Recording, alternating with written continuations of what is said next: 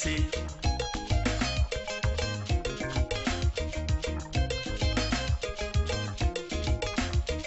Naway naman na kasi pagyando am sunto amasa chimani nyanga.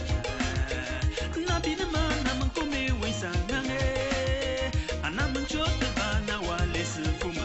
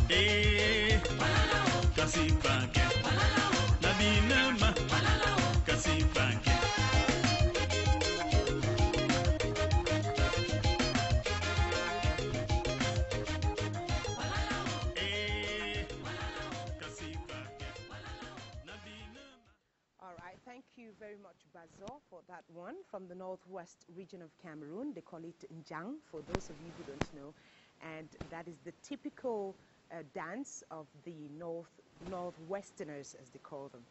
All right, here with me in the studio is the planning and coordination, or rather the Chief Executive Officer of the new Partnership for Africa's Development Planning and Coordination Agency. Hello and welcome, Dr. Ibrahim Hassan Mayaki. Good morning. How are you doing? Fine. Welcome to Cameroon. All right. Mayaki. I thought that was a Japanese name. It sounds Japanese, but in Hausa it means warrior. Warrior. You're from Niger. Yes. And your head office is found in South Africa, Johannesburg. Exactly. Now, a lot of Cameroonians, a lot of people don't know exactly the objectives or what NPAD stands for. Can you start by telling me what are the objectives of NPAD? Okay. Very simply, NPAD is a development strategy for the continent based on two very simple factors. The first one is that the development of this continent will be accelerated through regional integration. What does regional integration means? It means building regional markets, having regional organizations harmonizing sectoral policies, and expanding the capacity of small states, because, you know, Africa has been really divided into quite few small states.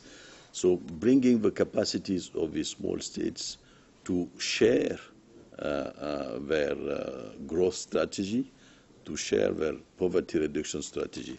So in this perspective, regional integration has a lot of advantages in order to bring Africa's development.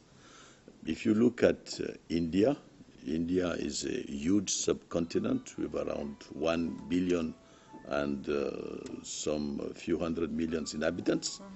And the fact that India plays on the international world as a single body is a considerable advantage. So Africa could play that same role. The second objective is to foster partnerships. And partnerships nationally, which means that the state is no longer the sole designer of public policies. The state has to associate the private sector and the civil society. The second level of partnership is between African countries. And the third level of partnership is between Africa and the rest of the world. How can we better manage our relationships with the rest of the world in order to reduce our marginalization? So these are the two main ideas behind NPAD. But NPAD has, at the same time, to be extremely concrete and pragmatic. Otherwise, it looks like an airy idea, which does not really land.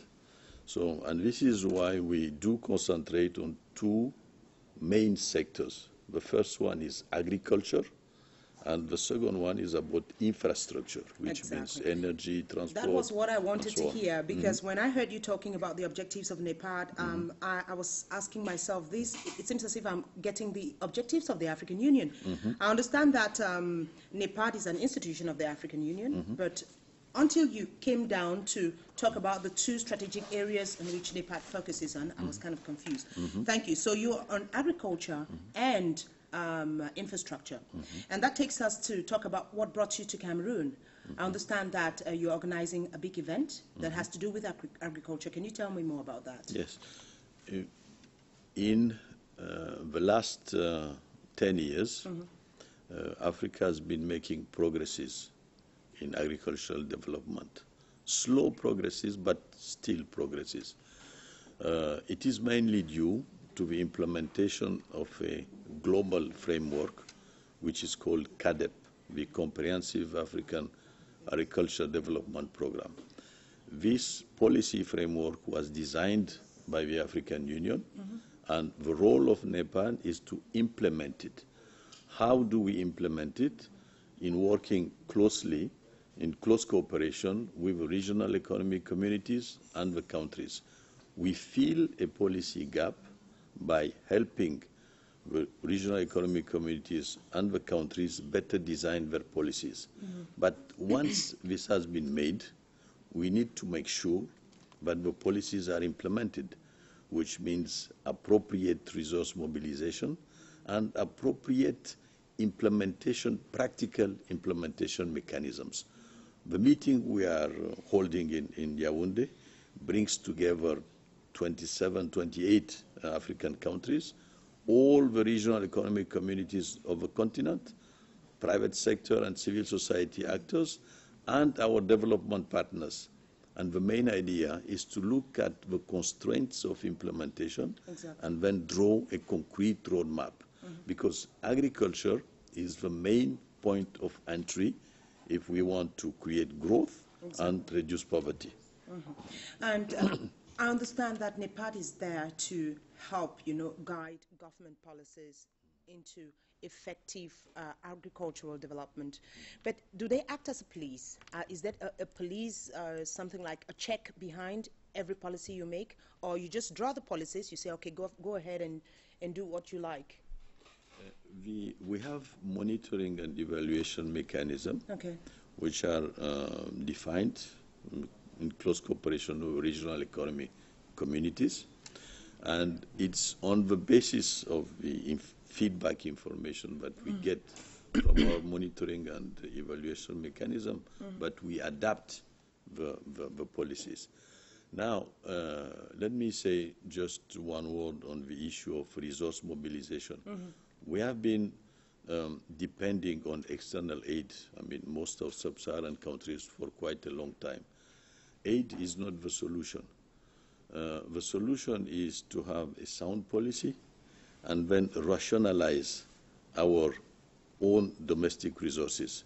You see, Africa imports for about $40 billion of food every year.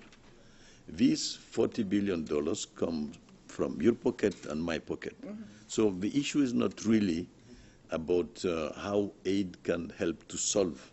It's about how can we rationalize the mobilization of our own resources and invest in agriculture.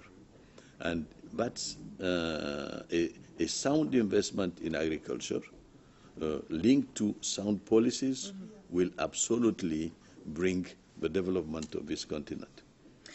A lot of people think that NPAD is just one institution that has a lot to do with theory and that nothing is being done concretely. People just think, one of those organizations again, or one of those institutions again that keep on having meetings, drawing policies without actual concretizing each action. Can you tell me some of the success stories of NPAD? Okay. First of all, that perception is a perception which is linked to most of the African institutions. And I see it as a challenge, because if the perception exists, we have to work into resolving that issue and that problem, which means that we have to be much more pragmatic.